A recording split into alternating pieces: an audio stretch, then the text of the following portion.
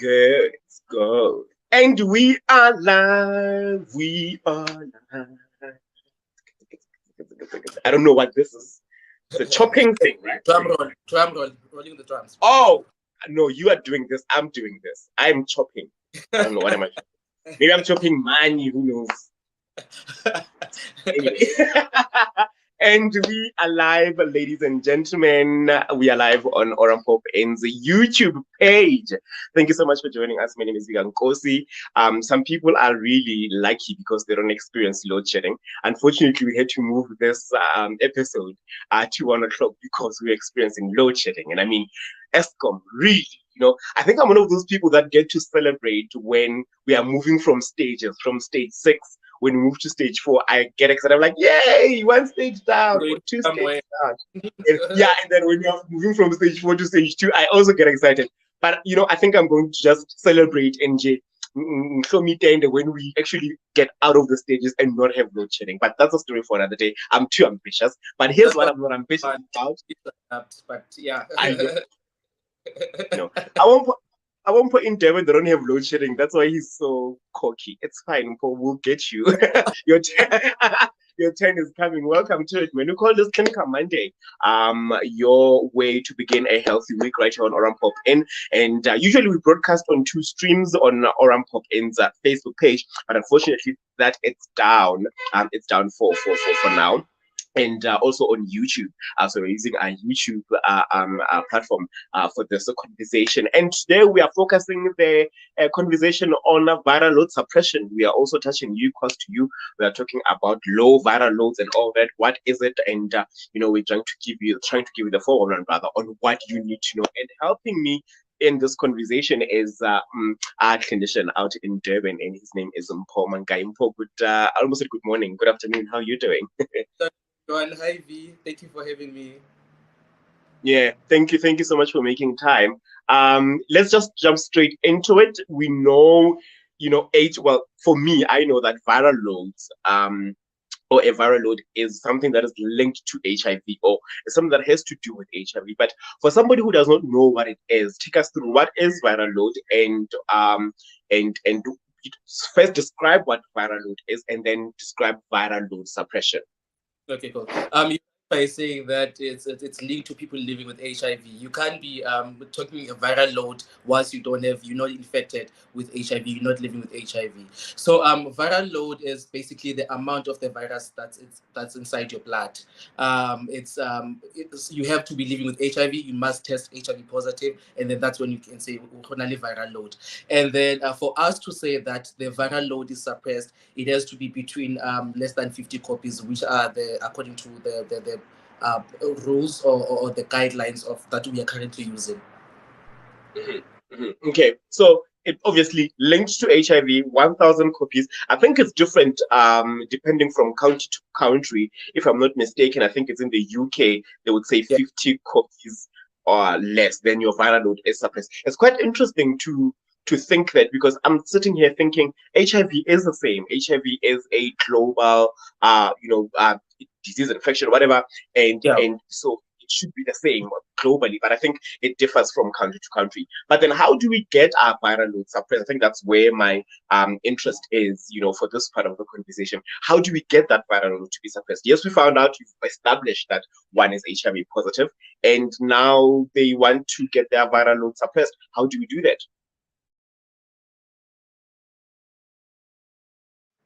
Sorry, I apologize. Someone else calling. I'm sorry, I apologize. Okay, cool. If I'm getting your question well, you were asking how do we get to the stage where we can say that you are virally suppressed. Perfect. Yeah. So obviously you have to be adherent to your medication. You have to be an active person in you taking your medication. That's the first step of you getting to the stage of being virally suppressed. Also, there's a people living with HIV, which is something we're going to talk about later, the misconceptions around the whole HIV and viral load issues.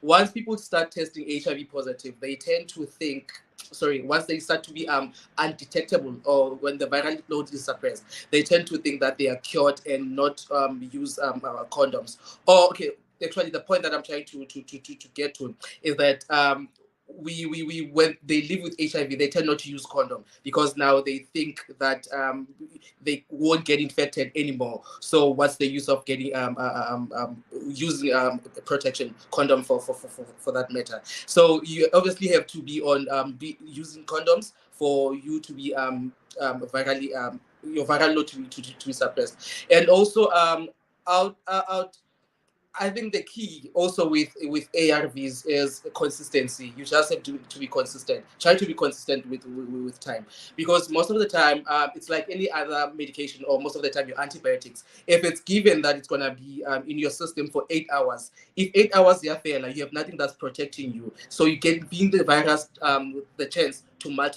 multiply or to expand. So the key to it is to be consistent. Try to be consistent with time. If it's 8 o'clock in the morning, let it be 8 o'clock every day. If it's 8 o'clock in the evening, let it be 8 o'clock in the evening. Don't now try to mess up sneninki 10 or sneninki 11. So try to be consistent with the time.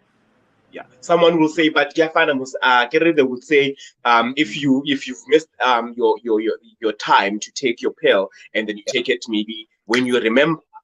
Yes. Yeah, but because I've remembered and I took my pill. But actually, that is very dangerous, because now that level of protection is compromised, and in that way, the virus, which, because obviously the virus is smart, can then learn these patterns to say, oh, we are 11 past 1, but it's 12 past 1. So next time, ngizomela 12 past 1, and then I'm gonna replicate, and then then their viral load will not suppress, and they will be shocked with it. No, but Mpho, I'm taking my medication all the time, on time, Yeah. every day.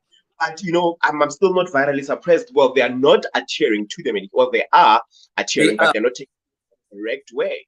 Yeah, it's just a matter of being disciplined and being Yeah. consistent with your and let it be at the same time. Try to be, I mean, we're human, but try to make it to be around at the same time.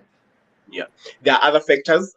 People will talk about adherence clubs, which people who are living with HIV are a part of, to sort of like help, support, to help, be Yeah. there for people who are HIV positive. Besides that, they will tell you about a pill buddy, or a medication buddy, or a buddy that you take your medication with, a family member in the house who knows that you are HIV, and would help you to take your pill on time, or to remind you to take your pills on time. So I think it's a lot of factors that are brought in to really try and make someone's viral load to be suppressed. But now, Mpho, I'm interested in finding out, how long does it take for the virus to suppress? And so it's two questions. So the first one is, how long does it take for the viral load to be suppressed, and how do we notice that our viral load is suppressed? Is it a physical thing? Because I'll tell you this: if I have flu, right, my body reacts. Right? Yeah. My throat reacts, my nose reacts, my face reacts, whatever. And if the flu now is starting to leave my system, then my body becomes not sick anymore. It comes better. Now I can breathe well because my nostrils are unblocked, my throat is clearing, my face is not painful anymore. But with viral load, can we even feel it? I mean, I'm being ambitious here, but can we even feel it physically to say, yeah, imagine I see virus suppressed, so I think right. Yeah. Okay, cool. There's no as to enough evidence to say, okay, this is the specific time, or literature that is to say, okay, after this, how long? But it's from what I've taken from Google, or from what I've seen on Google, is that with the new drug, it takes about 3 months for you to be virally suppressed. But for us to be able to say that you are virally suppressed, getting to your question of how do we see as clinicians, we obviously take bloods.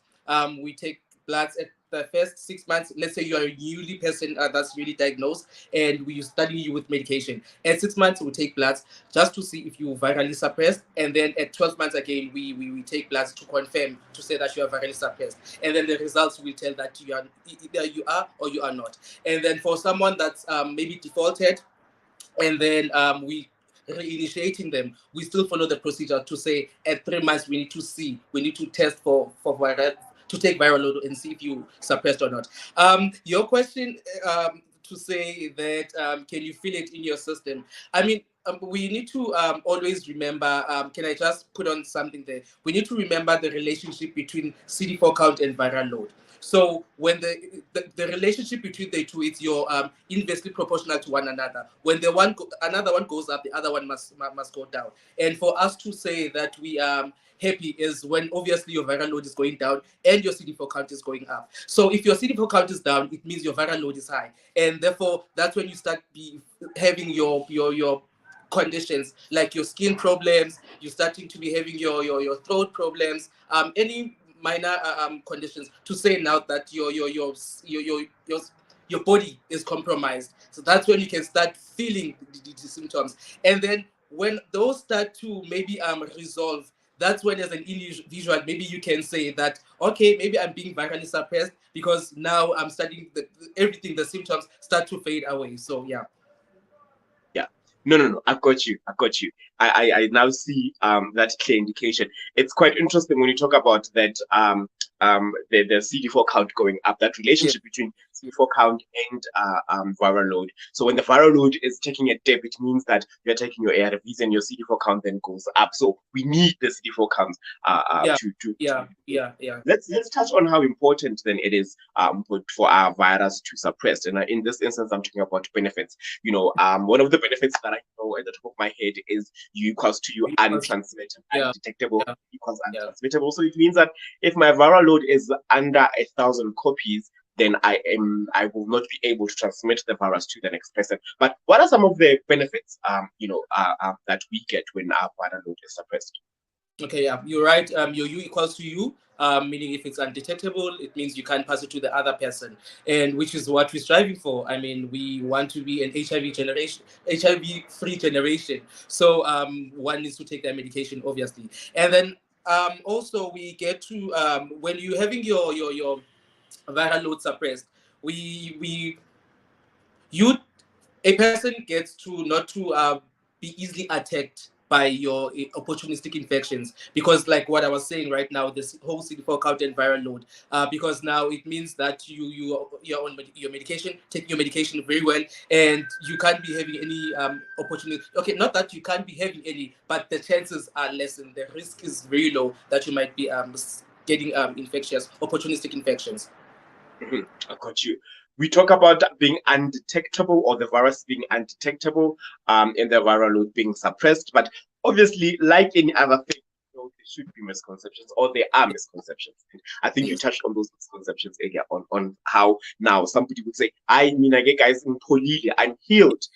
HIV has left my system. Oh, I almost went churchy and really hallelujah, I'm healed. But obviously that is another misconception, unfortunately, even though Yeah. it opens up to a different conversation to say, what, I went to church, they prayed for me, now I'm rid of HIV. But a lot of people would say that now I'm virally suppressed, I can go now sleeping around, or not even sleeping around, I cannot even use protection anymore because mina ngikholile, ngile abompho bayongcheck after 6 months, but I took guys, and then they just found out I'm virally suppressed, so it means the virus is there but high bonds, so it means I cannot pass it on. What are some of these misconceptions that people who are undetectable often fall for, or perpetuate when it comes to viral load being suppressed?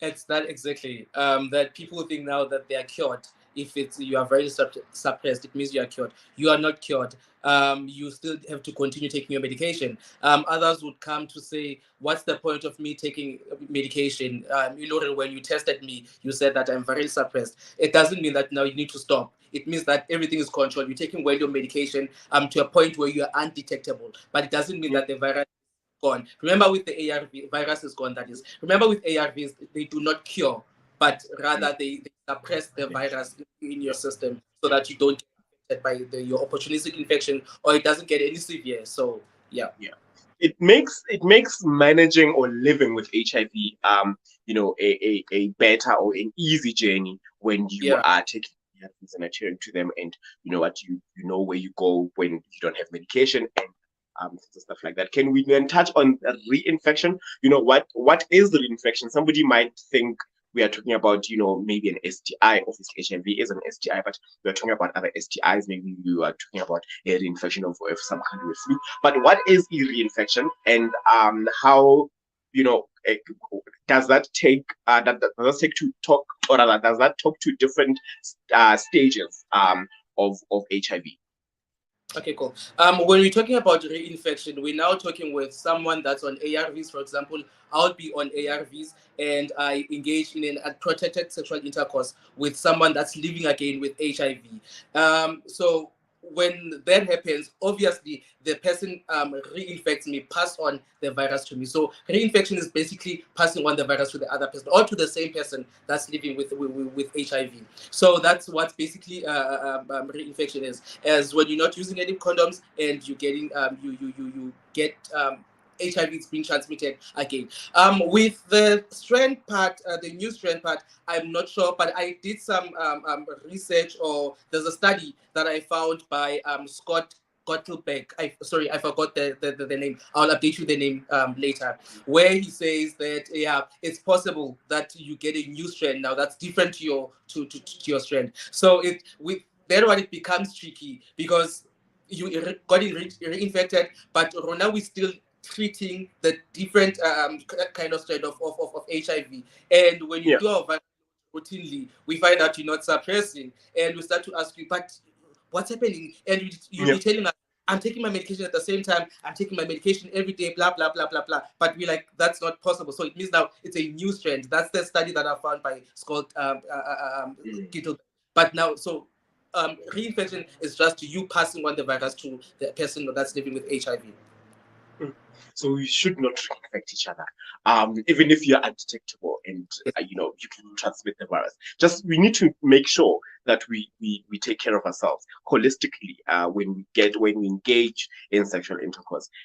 Let's use condoms. And I almost wanted to slip and say, but people can take care of themselves by taking PrEP, and maybe it should be a conversation for another day to say, if I'm having sexual intercourse with somebody who is HIV positive and I'm taking my PrEP, it's a he's undetectable and I'm on my PrEP, so he cannot transmit it. I cannot take it because already I'm protected.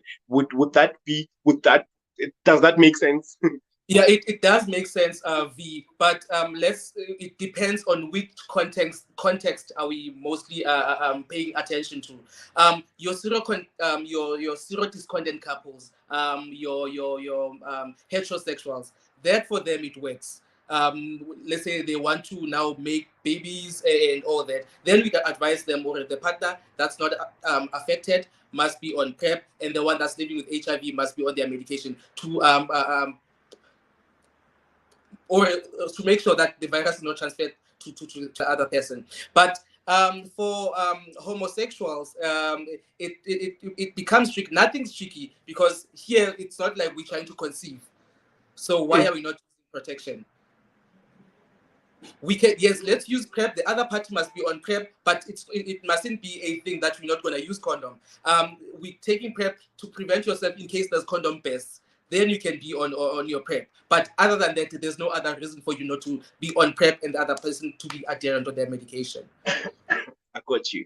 We need to drive then a clear conversation or clear messaging when it comes to, the marriage between our condoms and our PrEP and our loop and somebody who is on HIV taking because it is, the conversation becomes, what's the right word? Becomes loose, or loosened with as it goes up down, because somebody say, no, but guys, yafana muswena udlama ARV and then mina PrEP, so and without considering the dangers of that. And people say, if I have an STI, I'll be able to take care of that. If I have I'll be able to come to and take care of that. So I think the message there needs to be quite important when you talk about ARVs, when you talk about PrEP, condoms, and lubricants. I'm interested to find out about opportunistic infections. I think you touched on them earlier. And what does it mean when you have you are virally suppressed? Does it mean that you will not get an STI? Does it mean that you will not get TB and also I'm in my head I'm having this up and down movement of viral load and then CD4 count.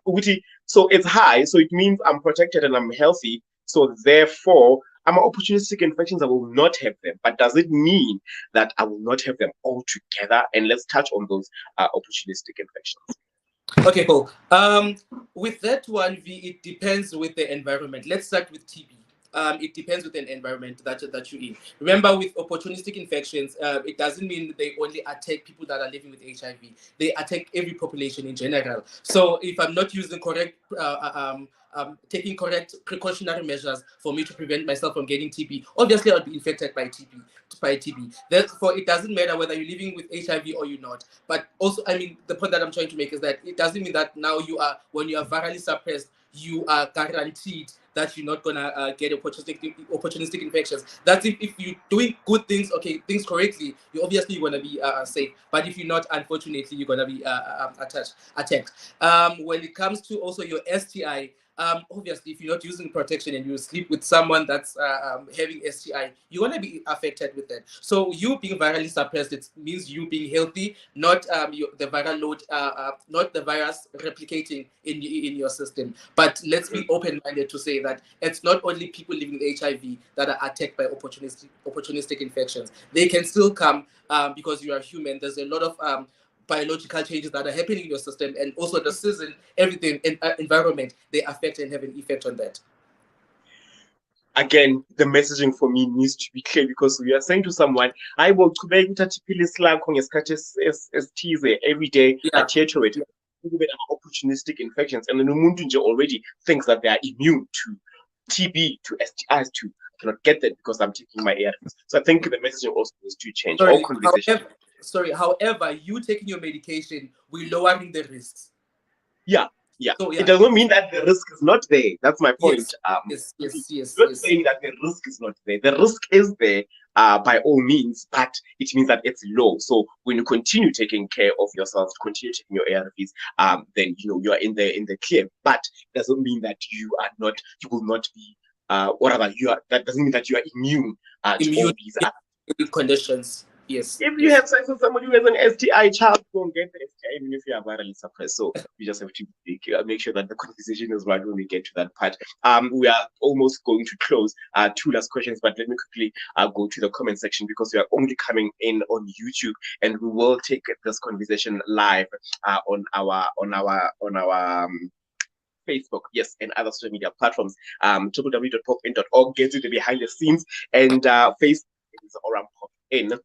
And we're also on Twitter for health with the hashtag Clinical Monday. Find us also on Instagram. It is at popin. Let me just congratulate Apiwe for partaking in the run. I forgot the hashtag. Hey, well done. Pushing healthy lifestyle. You should join. Okay, yeah, I should. We need to keep healthy. I'm not coming to that school. I'm sorry. But congratulations to the team for participating in that, and everybody that has went to their Think Basket mental health workshop that took place also in Durban. Thank you so much for being part of that, and we really appreciate it. Amazing news as well. Gender affirming healthcare is underway, and I don't know if we should have a special launch or whatever, but look out on our social media platforms. We have some amazing things that we're saying about gender affirming healthcare for all our trans sisters in all our 5 districts, and make sure that you pop in to find out more with regards to that. Okay, quickly, the comment section. Happy Pelling says hi. I don't know, are you saying hi to me? Are you saying hi to Mpho? But there's a hi. Thank you, Happy, for tuning in. Undando comes and says, I'm loving this interview. I'm loving it too, Dando. Says Mpho Mankayi is doing the most with his viral load knowledge and viral load suppression. Hashtag you equal you. Thank you so much, Dando, for tuning in. I think Mpho is doing an amazing job as well. I'm enjoying this conversation. I'm flowing. I don't know why you're not giving me the compliment that I'm flowing. Right, Dan.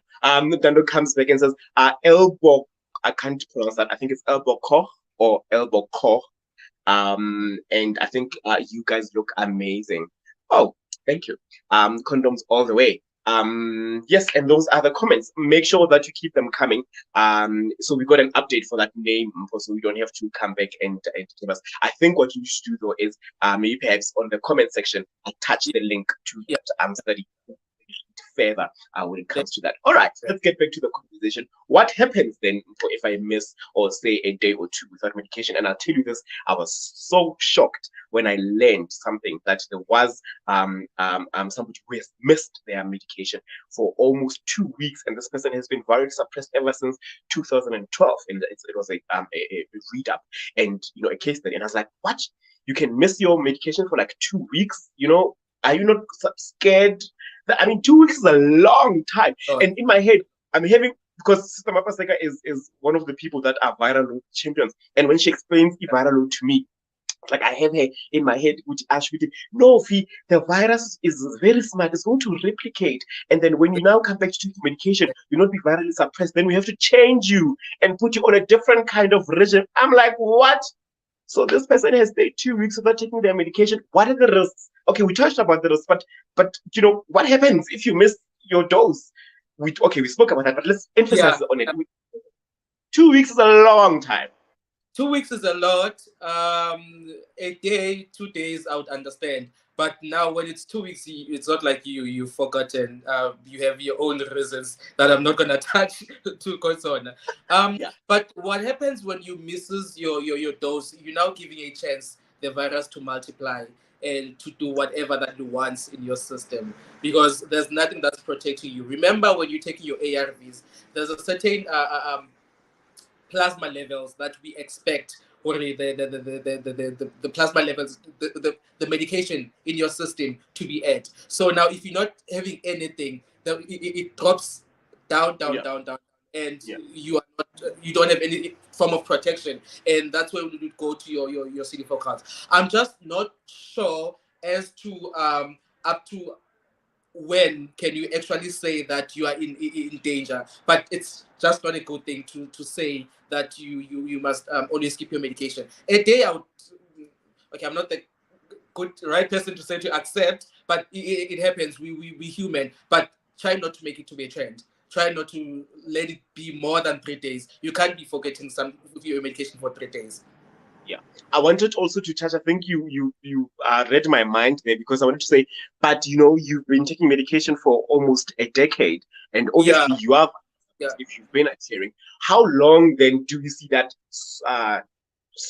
switch? Now the viral load is high, and then the CD4 count goes down because you've been missing medication. How long does that take? Does it take a day? Does it take 2 days? Or does it take a month of you missing your medication? Okay. Like I said, I don't have the specific answer to say how long that does it take. I don't have any literature to support whatever that I'm gonna be. I'd be lying. I'd be excused from it. We trust you to give us the right answers to the conversation. Let's unpack on types of ARVs. And funny enough, you and I had a conversation when I was in Durban, I think about a month ago. Yes. Somebody asked me about ARVs in the show. I was like, I don't know if these are ARVs or I know PrEP. I know what is blue. And if there's any update on PrEP, trust me, I'm that guy to say no, there's an update. But somebody was asking me about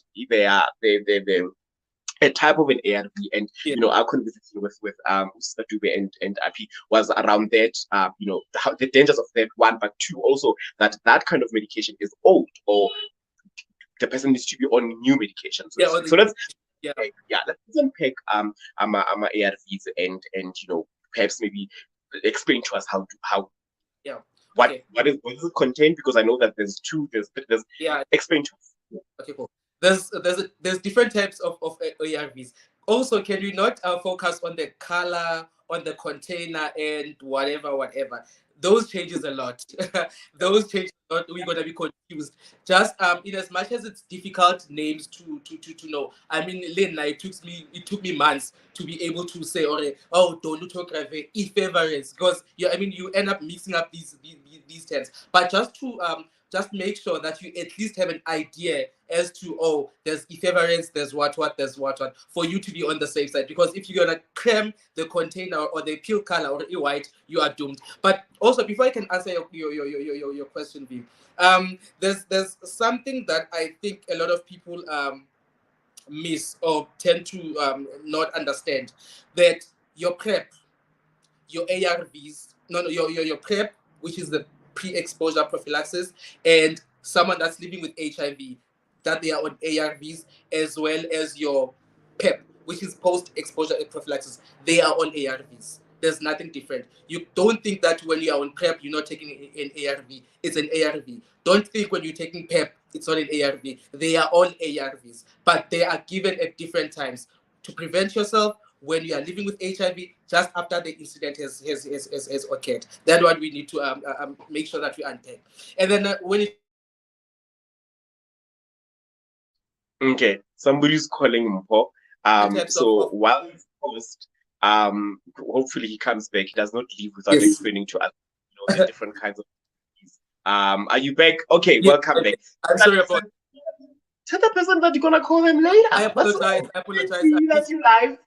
I apologize. I'm using my personal device to stream, so Okay, there's calls that okay, are go coming ahead. through. So I can't put it on flight mode because I won't be visible. But anyways, there's okay. When you're talking about your ARVs, we have your TLD, which is the common one that was introduced in 2018, which is the one that has good benefits. Yeah, it's been proven that it suppresses the viral load very quickly, and also it has you don't get resistant quickly when you are on it. So when you're talking about TLD, we're talking about tenofovir, we're talking about lamivudine, we're talking about your dolutegravir. That's what the whole it's remember it's FDC, which is full drug combination. So everything is there in one pill. It's three different ingredients. That's the basic one, the most common one. And also we talk about TEE, which is an older regimen. The one that used to have a bit hectic side effects, but also when you beginning to take it, you're not going to be fine. But as time goes by, you get used. It gets used to your system, and everything tries to get back to normal. When you talk about TE, we're talking about your tenofovir, we're talking about your emtricitabine, we're talking about your efavirenz. So those are the common ones. And the other one is being your PrEP. Remember, I said that it's a type of an ARV. It's the common name we call it tenamine, but it consists of two drugs or ingredients. No, two drugs, which is your tenofovir as well as your lamivudine.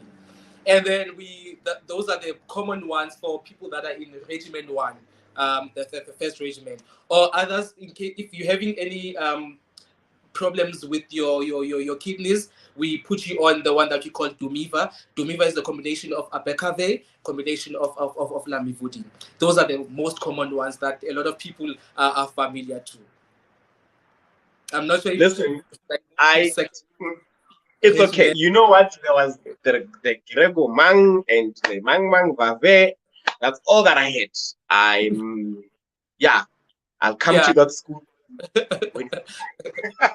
For now, I know that there are ARVs and there's PrEP and yeah, there's PEP.